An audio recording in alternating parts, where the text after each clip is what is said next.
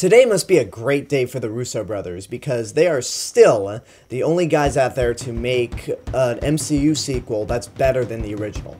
Twice.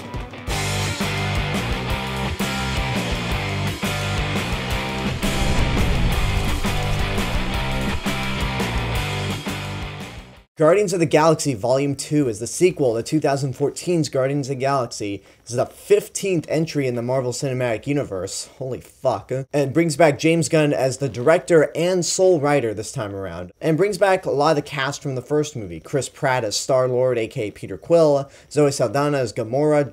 Dave Bautista as Drax.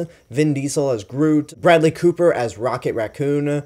And even Michael Rooker and Karen Gillan as Yondu and Nebula, respectively. This movie follows the Guardians of the Galaxy after they just finished a job for this other planet, and then through a series of, let's just say, dick moves, they find themselves on a journey where Peter Quill soon discovers about his heritage and who his daddy was and what he actually does. That was a terrible attempt at a kindergarten cop joke. I apologize. So I really enjoyed the first Guardians of the Galaxy. It was a movie that when I first saw it, I was like, it's good. I don't think it's as great as everyone says it is, because it came out the same year as Winter Soldier and Days of Future Past. But after a couple of rewatches, especially rewatching it in prep for this movie, it's gotten better. It's definitely one of the better Marvel Cinematic Universe movies. So I was really looking forward to seeing the second one, and hopefully it would end up being just as good. Well, it's fun. I'll say that. It's fun. It's well made. It has moments that definitely make me laugh.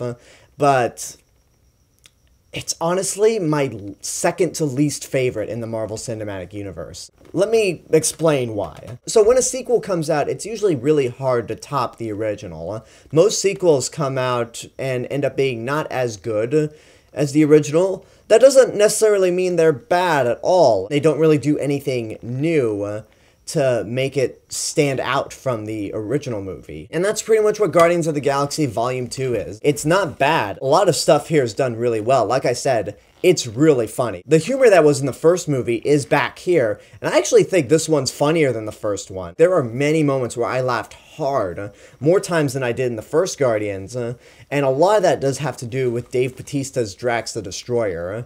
He was one of my favorite characters in the first movie, just because he was so literal with everything, and here it's just so funny with every scene that he's in. And there are a lot of other visual gags that made me laugh hard as well, so its humor is definitely top-notch.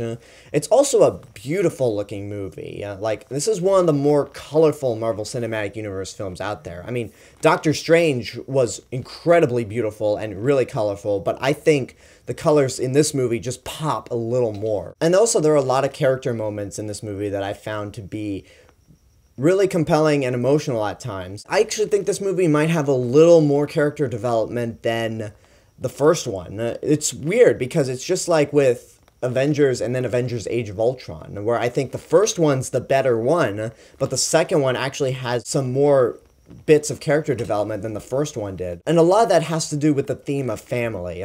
The whole overall theme of the movie is these characters and their relationship with each other and how they view one another as family. And I mean, the whole point of the movie is Peter Quill trying to figure out who his dad is.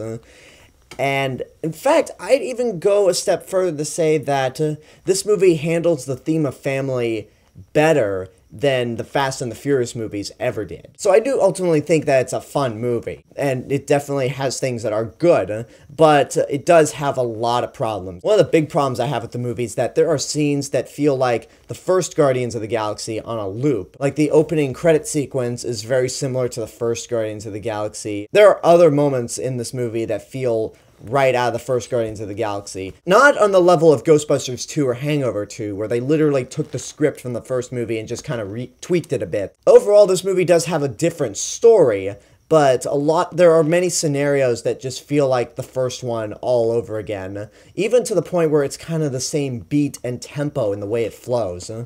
if that makes any sense. Another problem I had with the movie was with Rocket Raccoon, actually. Because Rocket Raccoon was one of the standout characters of that movie, and Bradley Cooper does an amazing job with the voice. But throughout the first half of the movie, Rocket Raccoon is a completely unlikable character. Not in the sense where it's like, he's a douchebag, but he's funny. It's in the vein of, wow, you are an utter piece of shit right now, and you should be ashamed of what you're doing.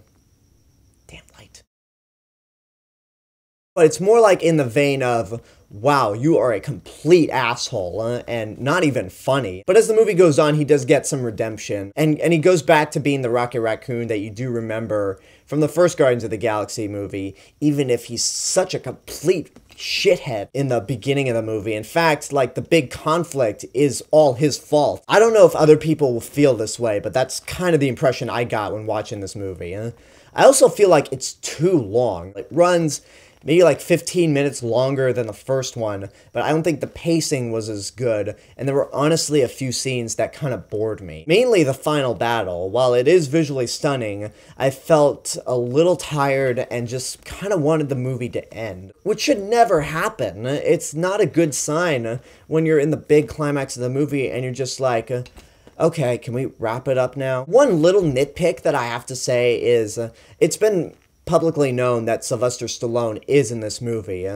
and all I gotta say is, seeing him in a Marvel Cinematic Universe movie is distracting, and he has no purpose in this movie. So what was the overall point? He might as well have been a cameo. He might as well have been a Stan Lee cameo at that. And also with Baby Groot, there were points where I completely forgot he was in the movie, because with the original Guardians of the Galaxy, Groot, he might have been a dumb tree and all, but he was kind of the heart of that movie. He was the soul of the entire team. And this one, it's like, damn, I forgot you were even in this movie, Baby Groot.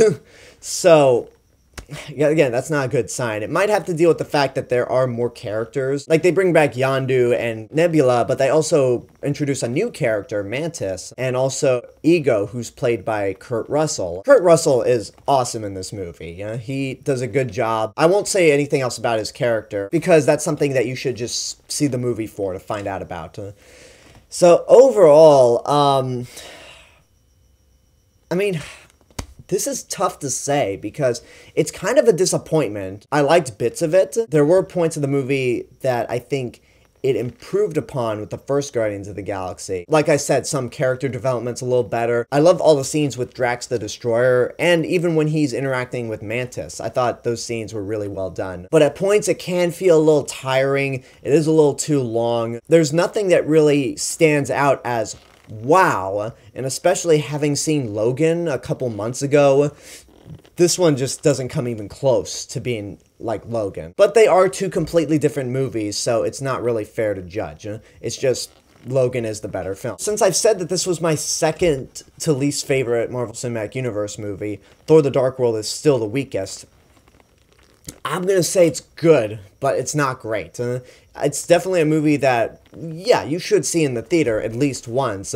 You'll enjoy it, you'll have fun, but it's definitely a big step down from the first movie and one of Marvel's lesser films. Am I still gonna buy it on Blu-ray when it comes out? You bet your ass I will, because this whole box here is all of the Marvel Cinematic Universe films that I own. Well, all of them.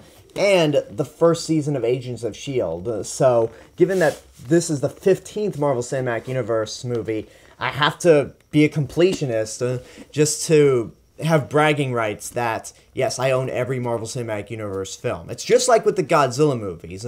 There are a handful of Godzilla movies that are not good, but because there's so many of them, I have to be a completionist and have bragging rights to say, yes, I own all of these movies. So, yeah, definitely gonna buy this one when it comes out, but it's not gonna be like with Captain America Civil War, where I was so anxious to buy it on Blu-ray and watch it again.